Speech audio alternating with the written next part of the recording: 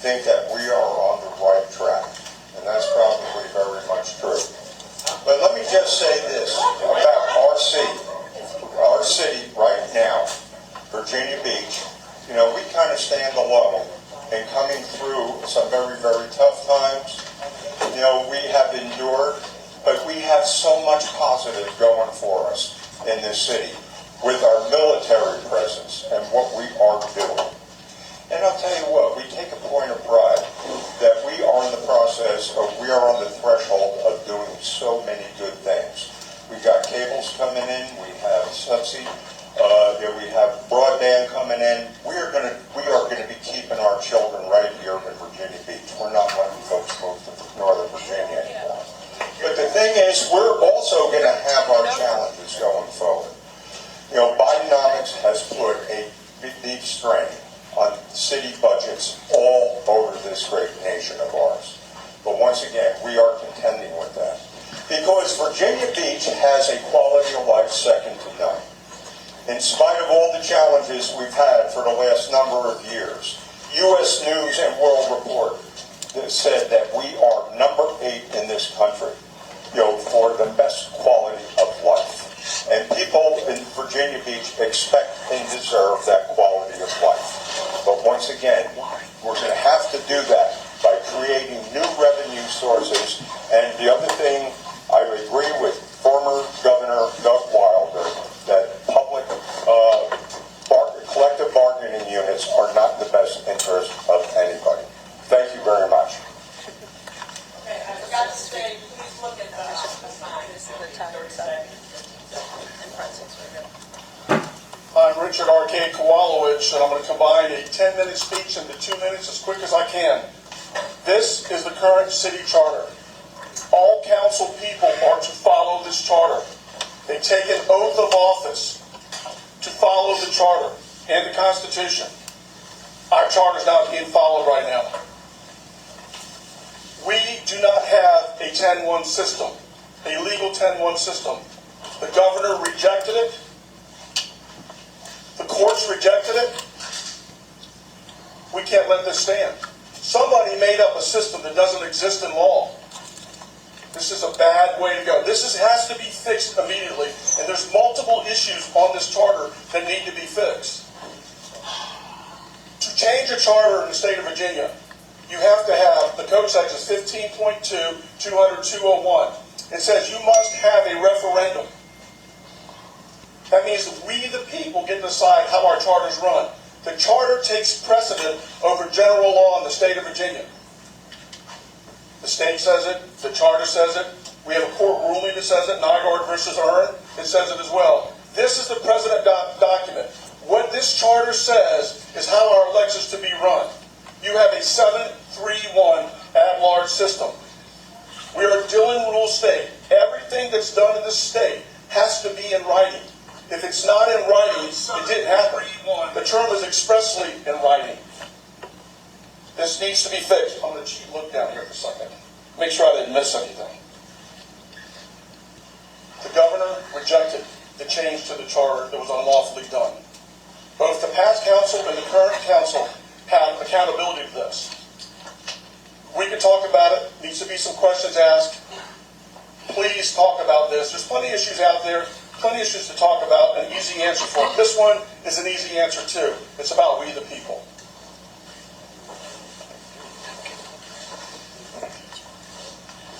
Well, good evening. I'm John Moss. I'm running for mayor, and I'm seeking in this job interview for you to hire me to do what hasn't been done by the past council, is to exercise fiscal discipline and independence from special interest, so we don't, over the last 3 years, spend all of the tens of millions of dollars of budget surplus. We increase the real estate tax rate. Meanwhile, small businesses and citizens incurred $1,000 a month inflation tax. I don't know who the 2/3 of the people that think everything is going well, but I don't need them going door to door.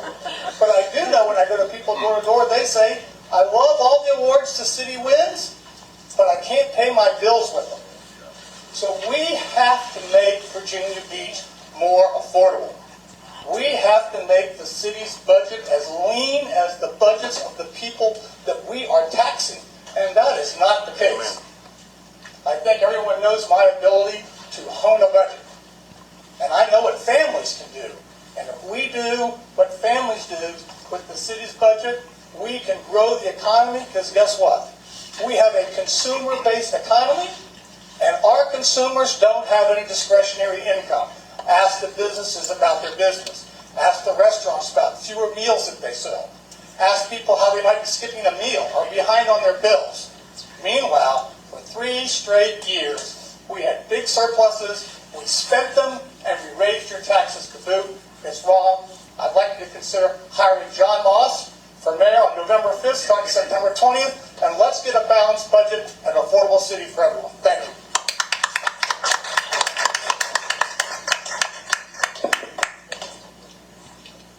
Good evening. My name is Chris Taylor, Councilman Taylor, representative of District 8. My opening remarks are going to be more reflective of my family history, my history here in the city of Virginia Beach. I may be one of the only candidates to be born and raised. I know our case from here, but spent my elementary at Kings Grant, went to Lynn Middle School, graduate of First Morning High School. All the issues you're hearing, heard the mayor talk about getting children to come back. I went to Virginia Wesleyan, attended, had a business management degree, and I came back to the city of Virginia Beach. I worked for S.L. Nesbaum, Ripley Heatwall, and several other multifamily developers managing affordable housing, senior housing, and apartment complexes. I may be the only one on this forum that has experience in that area.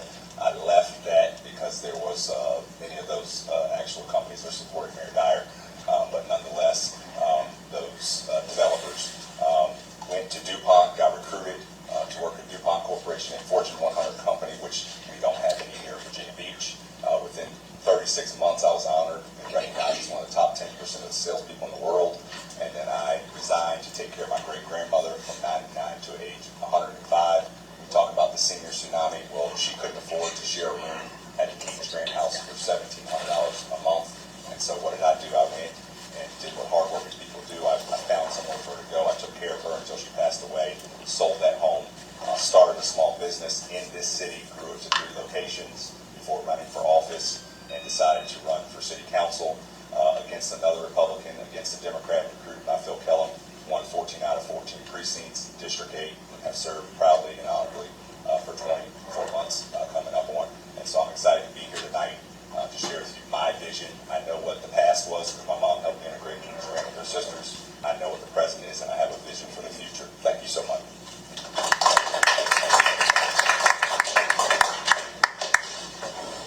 Well, it's good to see everyone brave the storm tonight. Thank you for being here. I am Councilmember Sabrina Wooten, and I came to the city of Virginia Beach over about 25 years ago with my son and husband, and raised my son here. And while I was here, I was able to volunteer. I was a former police chaplain for the Virginia Beach Police Department, and I also volunteered for the Minority Business Council, where I served as vice chair. And in those instances, I was able to get a chance to work with officers, walk the beat with them, pray for them. And in my other capacity on the Minority Business Council, supporting local businesses, small businesses, minority-owned businesses, and so forth.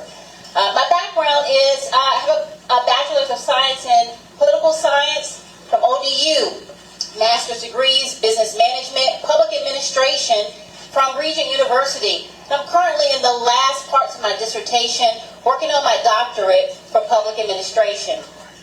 I also am a former Supreme Court certified mediator. I also serve as a ordained pastor. I love God and I love His Word. I am an adjunct professor at Regent University, and I also teach at Old Dominion University.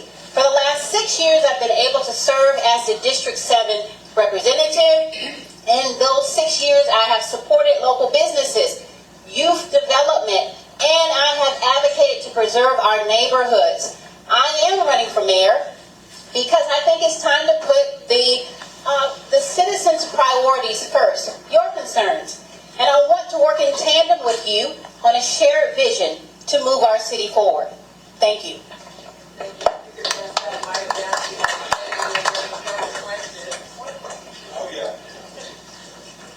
Okay, this is on, right? Okay.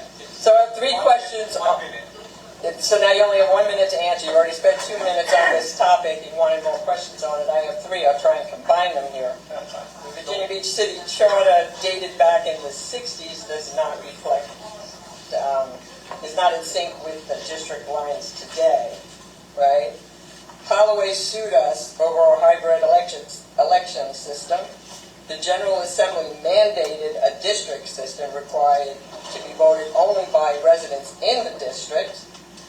Our city charter still says we're an at-large because when they put in a bill to change the charter, we are being sued again. So, if elected, will you propose a referendum for district voting? I'm the guy that sued because they weren't following the charter. You have to have a referendum. It's not that I'm opposed to the district system.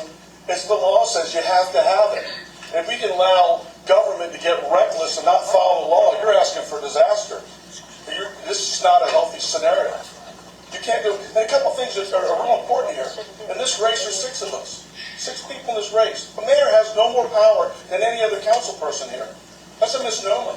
Every council person, a mayor is a council person. He just has a label of mayor. This is a serious issue, guys, that we're talking about. There's 2 lawsuits being filed right now, the 3rd one coming. Let me read something to you real quick if I got time. In the event any councilman, including the mayor, shall decide during his term of office to be a candidate for mayor, he shall tender his resignation as a councilman not less than 10 days prior to the date of filing of petitions as required by general law. That's the law. Chesapeake's going through it right now. Passed by John. Yes, same question. The federal court case that was filed by Mr. Qualowitz was dismissed, and federal district court was dismissed. He is filing for an appeal. The state court case, which Mr. Branch and Company filed, has not yet been adjudicated because no trial date has been set and no trial has been. So all we can really say is that Mr. Qualowitz may be right, but so far, no court of appropriate jurisdiction has entered in an injunction or ruled that it's illegal. So until such time as that happens, the council has no direction otherwise than to proceed, and the voter registrar has not ceased implementing the election. So we'll either take an injunction or a decision by a court to resolve this issue, and that has not happened. Did you mention our case name? I just said he's filed a case in federal court that was dismissed. Okay, when he gets 30 seconds in rebuttal, we just gave him more time. Yes, you do. Okay, I have the mic. 30 seconds. Explain this to you. A court cannot legislate from the bench. It's the authority of the legislators to legislate, and they haven't done it. The court never said that the at-large system was illegal. They said the way that was being applicated is legal. But here's the important part of this. That court case was dismissed. The court case was vacated by the Superior Court. There is no legal action, so all you have left is the current charter. That is the law, and that's what you have to follow, and that's not what they're doing. Okay. Chris? Thank you. I agree with John Moss. I guess you get 30 seconds.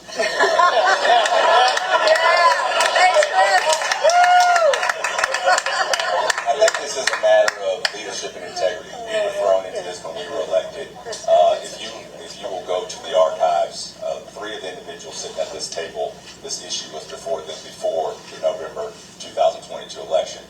The leader of this body that has a title of mayor gave their word that they would not deal with the issue until the new body came forth.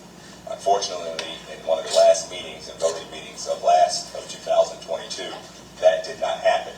And so we were sworn in and now having to deal with voting on if we would pay Virginia Tech almost $300,000 to do another study of what we knew the people wanted, which was to have integrity in their voting and have a voice. And so here we are today because of a lack of leadership, a lack of integrity, dealing with an issue that could be resolved. And if you believe the gentleman to my right, I did resign my seat to run for mayor, and so should have 2 other people.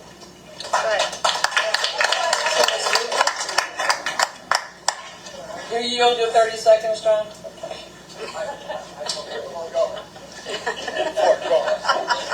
So the history of the referendum and city council is, first we did have a referendum that certainly was voted down by the people.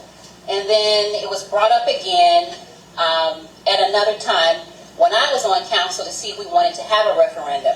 I did support the referendum, but the majority on the body did not.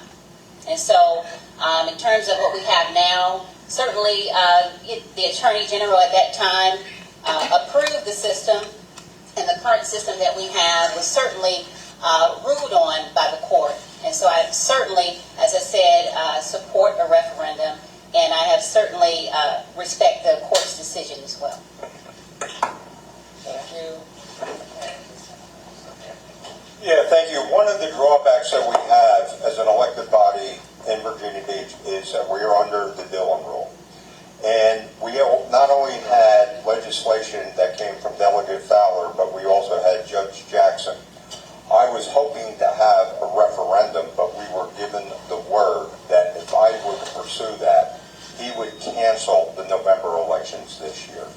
So once again, we were placed in a very awkward position. And once again, we asked for the study to see very much, test the temperature of things. I have always historically been for a 7-4-3-1 system with dedicated folks in each district with 4 at large, and that would comply with what's going on. Okay, so the next question, we start with John Moss. Okay, the flooding referendums. In the flooding referendum, the city promised to amend the city's comprehensive use plan and require the planning department to recommend any new proposed development that generates a net increase in water discharge demand be denied. But we've had several high-density developments. So is the city keeping their word? And they also did a study on how that's working. He's got a mic. Oh, you have one. Okay.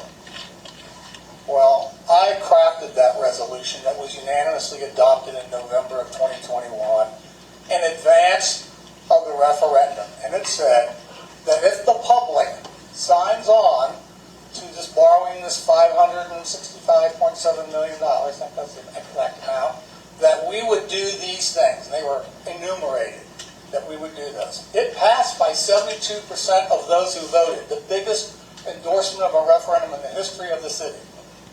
One of those things included 75 words that we would put into the comp plan. We had 2 votes while I was on council to do that.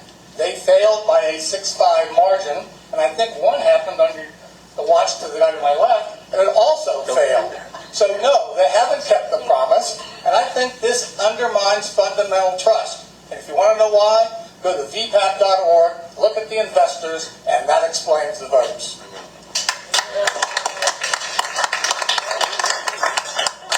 Please, no clapping. You're going to hear me repeat the same message tonight. It's on my signs: leadership, integrity, and community. Since I've been on council, go to the retreat, I brought it up. The problem we have here is the previous body made a commitment. That's integrity. You say you're going to do something, you're supposed to follow through. The issue we had was when you have leadership that continues to give in to special interests, when you have planning commission members that are feeling pressure and they are in the paper quoted that it's just going to be too much for builders, and then you have the community that wants something, yet your leaders do not take action. That's where the problem lies. We could put this forth. We have a gentleman to my right that can set the agenda, that could put it on the agenda, that we could move forward. The fear is the planning commission, they don't think they have that support, and if you look at who those members are, they've been appointed by certain individuals. And so put it forth to the gentleman far to the right, and I will vote to enforce or enact that 75 words. Thank you. I believe what you're seeing is the staff needs clear-cut direction from leadership. And so we've had several resolutions that have been brought to us. We certainly have had the process improvement committee come to us and saying that they wanted to review the standards and kind of work to see what else can be done there. But the policy of the resolution comes to council to see if we can, or if council will still uphold the referendum that was supported by the people. And so I remember the last resolution that was brought before us asking to do yet another study or yet another, bring together another group to look at it to see how they can relax those standards. I voted against it because I believe it's important to stand with the people and what they wanted, and that was a referendum, a flood referendum. Okay, thank you very much. One of the greatest crises we have in this country is attainable, affordable housing. It's present in Virginia Beach, it's present everywhere.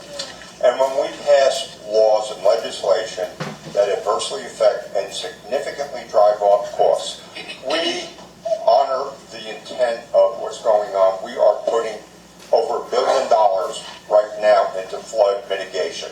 In that term, if you could look at all over the city, these projects are going on. But when we have the law of unintended consequences sometimes, and a lot of the burden right now in every home being built, there is, according to Wells Fargo, there is a $93,000 regulatory fee that goes into every house before they put the first nail in. There are certain areas where these laws definitely apply, but there's other places that are too stringent. You know, good leadership adapts to the reality as it comes up. For 20 years, we've talked about this. I've talked about it for 20 years. You know, we've collected almost $1 billion in stormwater fees in the last 20 years that were never there before, and we never had the problems before. And now all of a sudden we passed this bond referendum, I think it was $500 million. And here we are still talking about it. Where's the money, everybody?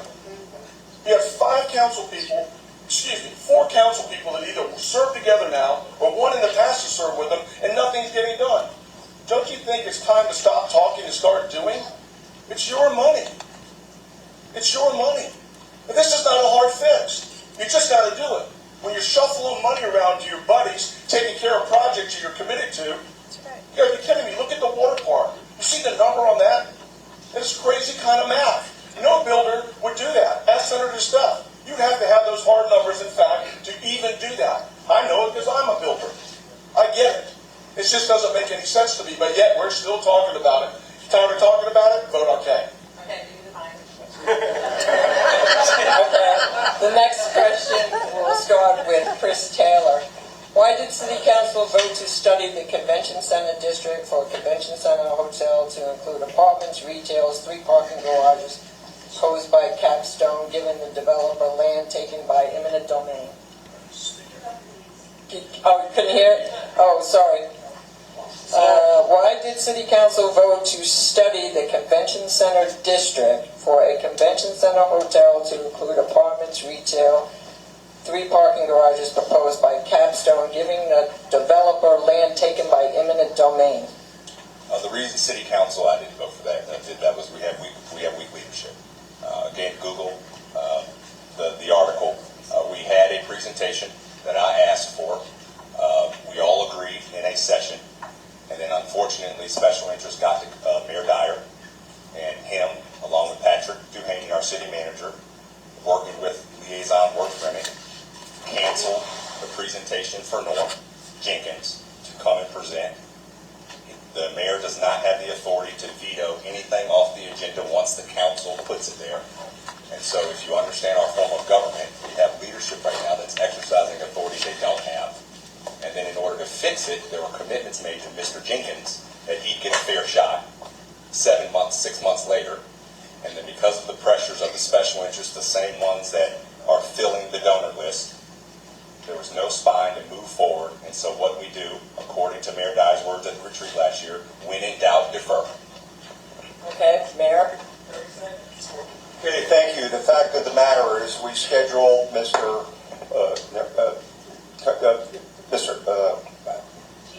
Jenkins to come in, and the bottom line is we had a delay. We had a last-minute ask by the Atlantic Park folk for an extreme amount of money, and since it required eminent domain, we we made the decision to give him the fairest chance that we would have it at a time when we were more financial stable.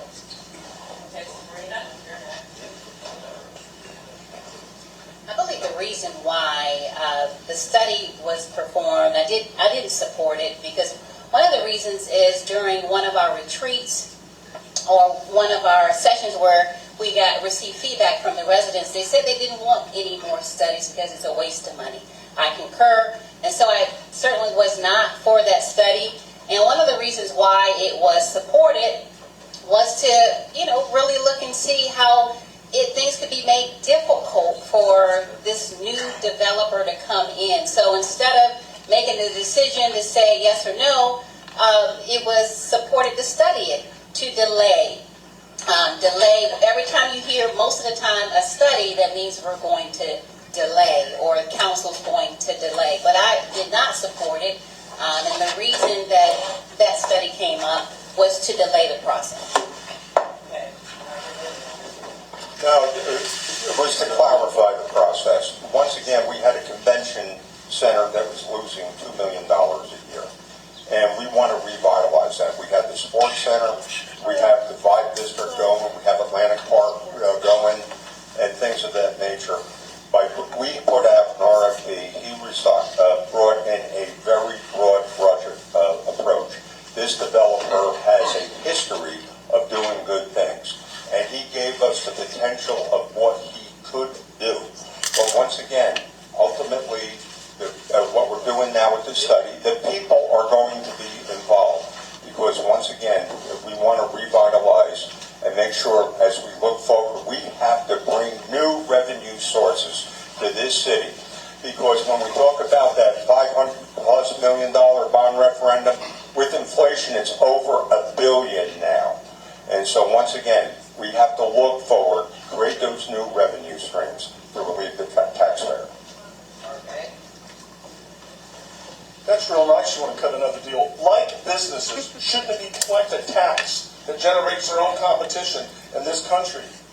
And that's what we're talking about here. All these public-private partnerships done for the last 20 years, none of them. Show me a report that shows they've done anything good. You go to that oceanfront right now, and you talk to the businesses like I have, they're not having a good year, but now you're going to build something new? Why don't you fix the ones you got and help them? How about that concept? What about it's the American way? How about helping them but helping everybody at the same time, other than picking winners and losers? Because that's what we're doing here. It shouldn't be happening in this country. This is the United States. We're a republic of laws.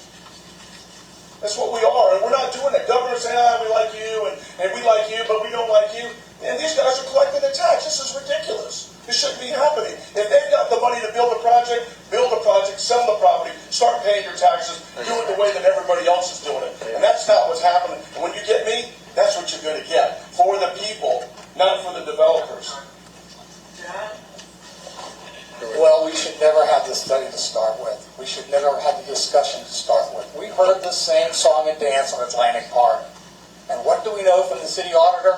The city never knew when and if and ever it would return a single net dollar to the unrestricted general fund. The best guess is 7 to 10 years from now, the first dollar. Like I said, it didn't pass the Warren Buffett test. In 1986, 86% of our property tax base was residential. Today, it's still 86% residential. We have a failed strategy because we think we can do better than capitalism from the city council, and we can't. We just need to say no to deals, no to our campaign contributors or special interest, and act in the people's best interest and give us tax relief, not tax subsidies for big profit for private industry. Yeah.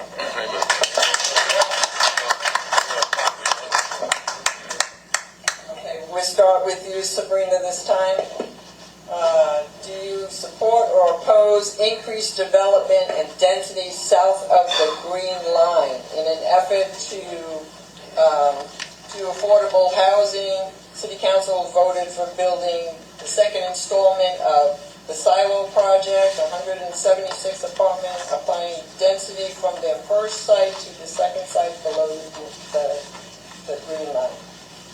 So the Green Line, certainly the policy to ensure there was no development from Princess Anne to Sandbridge Road in the Green Line area was determined in 1979 when I was 4 years old. And since that time, it has been reconfirmed in the comprehensive plan time and time again. And on top of that, the citizens have said and voiced their opinion that they don't want that type of development past the line. Now, what it says in terms of the Green Line, Princess Anne Commons and the ITA are areas that have been certainly set aside for additional development there. And so in those areas and instances, certainly I consider development in a case-by-case basis. Thank you. You know, I had the pleasure of recently serving as the chair of ROMPA, Hampton Roads Military Federal Facilities Alliance. And we work with every branch. And we went to the Pentagon, and every undersecretary of state for each branch said they are desperate in a crisis situation for affordable housing for their troops. And I'll tell you what, so are a lot of people that are looking for affordable housing here. So we have a commitment. And as a matter of fact, we had a letter of encouragement from the commander of Oceana that this was an essential part of something we must do. And once again, if we're going to confront the housing crisis we have to show the courage of conviction and get it done. You know, this is a unique city with water and farms and all kinds of great things. People live here for these reasons. But, you know, we've talked about flood and how much money we're spending on flooding. That water, it goes like this. So it goes that way and it goes that way. So before you ought to reconsider doing any more development past the Green Line, you better fix your flooding issues fast. Because if you go down there, you can see what happens when the wind blows in a certain direction and what's going on. And if you build, you better build properly. You build up high, you build on stilts. And don't put so much density out there. But right now, before you prove anything out there, you really need to fix your flooding issues first and foremost, or you're making big mistakes, or yet the rest of the citizens are going to be paying more and more money, and that needs to stop. Let me just say this to you. There's a law called ex post facto law. You can't write laws after the fact. You cannot do that. It's in the U.S. Constitution, and it's in the Virginia Constitution. That's why the Dillon Rule is critical here. It has to be in writing first before you do it. Green Line needs to be preserved because we can't afford the infrastructure that needs to go down there. We can't even build the infrastructure we need. But as this issue that we have to accept high-density development south of the Green Line because of military readiness, Congress has the responsibility to do what? Set housing allowances. Go on the webpage and look up housing allowance, BAH for DamNet, Oceana, Fort Story. Then look at the price of apartments and tell me that they can't afford apartments in Virginia Beach. They can, but you don't get big campaign contributions if you don't approve those kind of zonings. You also don't get affordable housing when you appropriate $24 million of borrowing authority at Pembroke Square for luxury apartments. You also don't get affordable apartments when you rezone land off Pleasure House Road, Winsong Apartments, for two-bedroom apartments that are now going for $2,600 a month. So you've got the walk and the talk don't match. That is not an excuse for breaching the Green Line, and people ought to be held accountable. Amen. I support preserving the Green Line. I also support leaders that acknowledge when they don't know something. And what happened with this Silos project is I articulated to the council based on life experience, managing over 1,200 units, $350 million apartments over 6 years, consulting the third largest apartment association in the nation. You don't vote to increase the towing ordinance by 35% and then approve a project where the developer and the engineer and the designer get it wrong, and planning doesn't catch that half of the project's on the wrong side, and then they get to fast track the application because of leadership, and then they build 176 units with not enough parking. And as someone that managed units and leased up Midtown and City View, and that is a liaison to the Housing Advisory Board, we have less than 11% affordable housing units in our city. How many new developments have been built in the last 10 years? Yet our council continues to approve projects that don't provide affordable housing, and they give incentive to do it. We don't have a affordable housing crisis. We don't desire to build affordable housing.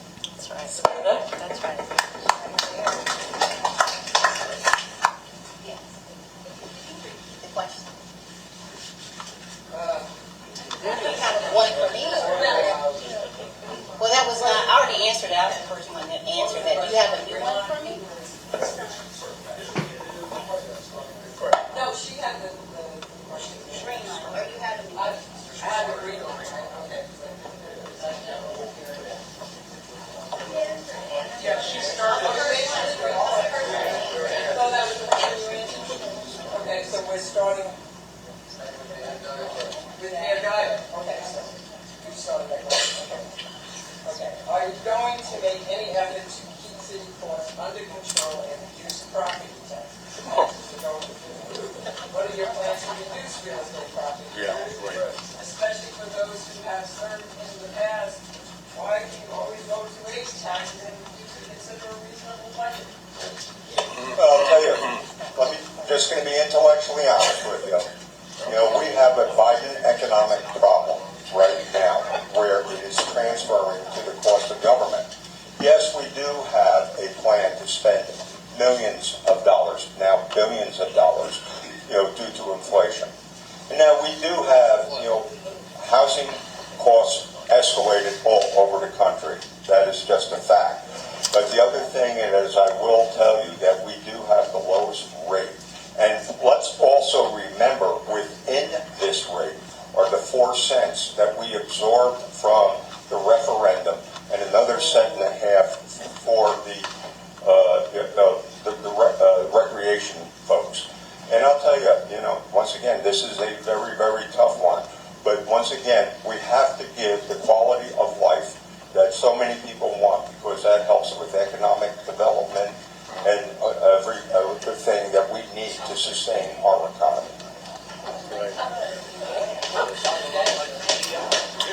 Can everybody raise their hands that wants their taxes raised to pay for affordable housing? What? Only one person in this whole room. See, that's what we're talking about here. So that means to make this work, you're going to have either or. You can't do that. See, the problem is you can't. We're building to what the free enterprise system says. My house on 24th Street has almost went up 40% in value. That means my taxes went up 40%. Where's all the money going? The population hasn't increased that much. What's going on here, everybody? Maybe too many public-private partnerships. See, we simply can't afford public-private partnership. We can't afford affordable housing. How do you do that? Somebody's going to have to pay for it. You think the city's going to come in and buy it? They're going to get taxes from you. This is a huge problem here, and there's no way to fix it because we're blessed that way. People are willing to come here and spend a lot of money on their houses. They pay taxes, but where's the money going?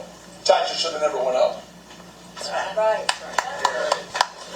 Well, I don't have enough time to fact check all the mistakes that I just heard on my far right. But I'll tell you this, when I was on council for that budget we adopted in May of 2022, the revenue neutral rate by state law was 91.17 cents. I proposed a budget that could accomplish that and pay the debt service that was $28 million in that year for the flood projects. But what they don't say, when they raised the rate to 97 cents, they didn't absorb anything. They increased the tax 4.1 cents to cover it.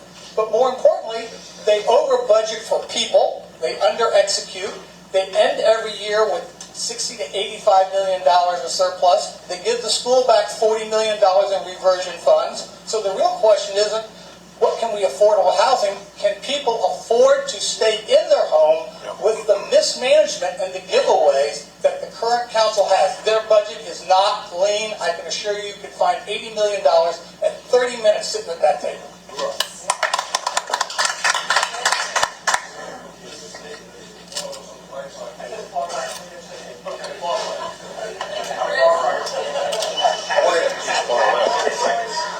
I want to encourage everyone again to go back to our retreat. The issue we have here, and as a native, one of my strengths I feel, is we're dealing with policies from 20, 30 years ago, such as the TIP fund. You look at monies taken from each of your districts.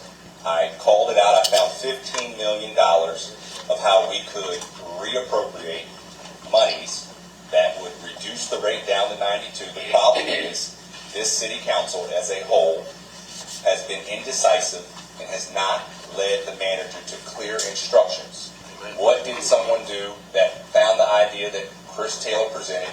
What they did was say, let's carve out $1.6 million for arts instead of taking a holistic approach. We could have held the schools harmless. It wouldn't have been any new spending, but because the grip of the oceanfront and the special interest refuses to allow for policy shifts, and when I say they refuse, it's because the grip is tight and they don't want to let go. That's right. So as it relates to overspending, I do think the city has a problem with overspending. I think certainly looking at our past budgets, I certainly voted no on the last year's budget because there was not enough having an opportunity to look at what we have and cut the spending. And I think for me, it's going to take making sure that we're reviewing our spending practices, programs, some of the areas where we're spending money on programs since we've had them since the 1990s, repurpose money or transfer that money to other programs, save taxpayers money, and only use those programs that are efficient or relevant. But then as it relates to tax relief, that's going to be important, and it's something that I have advocated for every budget season, especially for our seniors, especially for our veterans. And when I talked about finding more ways to do that, it wasn't received by many of my colleagues. Okay, so the next question will go to RK. At the end of the fiscal year with millions of dollars left in the budget, what would you want to do with it, and what about tax rates in the next budget? How much left in the budget? How much is left? How much, there's always millions of dollars left in the budget at the end of the year. Worst inflation in 50 plus years. Food prices up 40-50%, gas prices up 50%, insurance is up, this is up, that's up. People are struggling. They say that 25% of the country is only eating 2 meals a day now. Yet we're taxing and taxing and taxing. This got to stop, guys. It has to stop. That money should go back to the citizens first. Citizens first. And then pay the debt off right after that. We spend like $160 million a year just on tax burden, on the payments, on the debt. $160 million a year, you know what that could pay for, guys? This is serious stuff. But here's the big one. I'm the only one up here that hasn't had a chance to fix it. I'm asking you to give me a chance to fix it. And I've been talking about it for 24 years. The same thing over and over again. My new name is the parent. No longer archaic, the parent. Repeating myself over and over again on the same issues, and we keep still talking about it, and they keep ducking it all along the way. Incumbents keep ducking it. It's not right. It's time for a change. John? Well, this is one prior incumbent that never ducked it. I'm the only incumbent that's ever served on city council that built a budget from scratch with my own talent, working with Dana Hamaker in the city attorney's office, because I worked on multi-billion dollars of budgets with the city's a fraction of that. You have to understand its structure. But we need first to give the money back to the maximum extent practical, like Governor did. That's what he did. It was great. He did keep some back for some investments. That's good. But what did he do? He re-baselined the existing budget going into the next year to account for that under-execution. He resets the curve. This is where the council has to be smarter than the staff so that you can drive the staff to do what's right. Because you know better. They're in the just continue the inertia budget.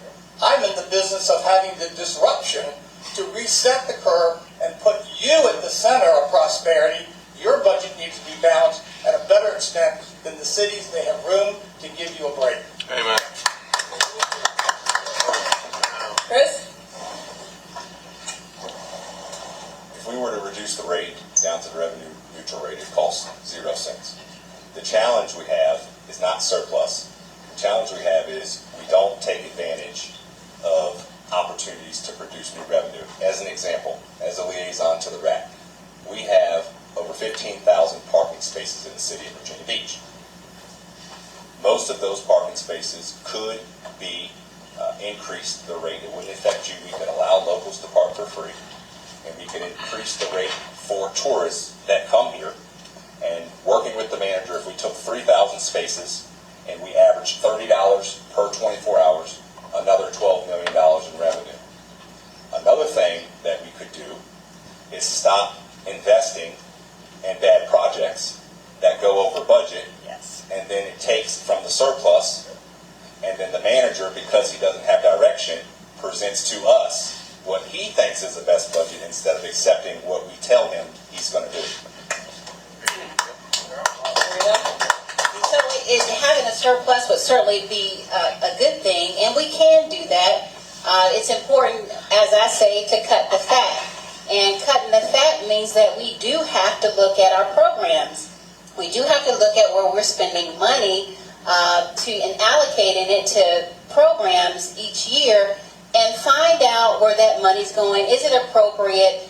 Get reporting back to see if we need to continue to spend. And then we need to make sure if there is a surplus, make sure we appropriate that back to the citizens. And make sure we have tax relief for the citizens. That's going to be important. And so having that surplus, it's possible, but it's going to also start with the process, the budget process. If you have the same two people spearheading the process every budget season, you're going to get the same result. So common sense says change the process, change those folks in leadership who lead that process, and then you will get a surplus. Thank you very much.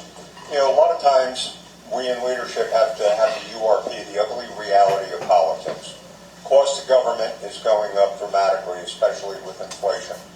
You know, we're going to be looking at billions of dollars for stormwater. We're going to be looking for school modernization, and we currently have $991 million in unfunded CIPs. The truth of the matter is we're an aging city, both in terms of people, but in terms of also our infrastructure. So once again, to maintain the quality of life that people deserve, but once again, we are as create the new revenue streams, and by all means, collective bargaining would be a drain on the city budget. Okay, now we're going to start with John Morris. What is the current investment in the Wave Park, and when can the taxpayers expect to see their first dollar back on our investment? 300 apartments, Wave Park. Is that your affordable housing? Define workforce affordable housing. And do you consider $2,600 per month affordable? So I tried to put them. How many minutes is that? They're looking at the Wave Park with all the apartments and everything there, and it's not affordable housing. Well, no, that's not affordable housing in Atlantic Park. Let's just be straight. In fact, it's strict construction on top of a concrete garage, so it's the cheapest construction they could make. So that's an observation. Atlantic Park is a condominium. 2 tranches of debt were issued, two $60 million amounts roughly. One went at 10.16 interest, I believe, interest rate. This was January of 2023, I believe. Holding on the date, and another one for 9% and some change. They were rated industrial junk bonds. The risk assessment ran many pages, super high risk. It's a 501(c) that's operating the wave pool. They got a $70,000 donation.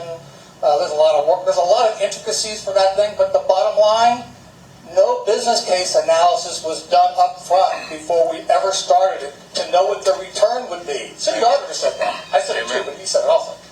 And so we don't know when it will pay back. But what we do know, it's $153 million of debt we can't use for things you need. Thank you for the question. What we do know is that it was voted at the end of 2019 with a 10-0 vote. 3 of those people were sitting at the table. That's what we do know. What we do know, if you read the report, which as a liaison to RAC, I was the first one to read, is that they didn't do any real estate assessment. They didn't look at retail displacement. They didn't look at affordable housing. What they did was it pushed it through RAC, and it got approved. If you were paying attention, what you would know was the original commitment was $70 million. We're up to $150 million. That's $80 million over budget. What we do know, if you have read the report, is that as taxpayers, the only thing you own is the parking garage, not the surf park, not the apartments. So the revenue in the report says that the city of Virginia Beach will not see a single penny of revenue for at least 7.5 years. And if you read the report, just ask the manager for it. It's about page 30. They're projecting $1 million in revenue profit per year for 10 years flat. Tell me if that was your business, would you support it? No. So the last major amount that I remember being invested by council through last year's budget was about $17 million. And that was slipped in during the reconciliation process, which was the reason why I didn't vote for that budget. And in supporting, first voting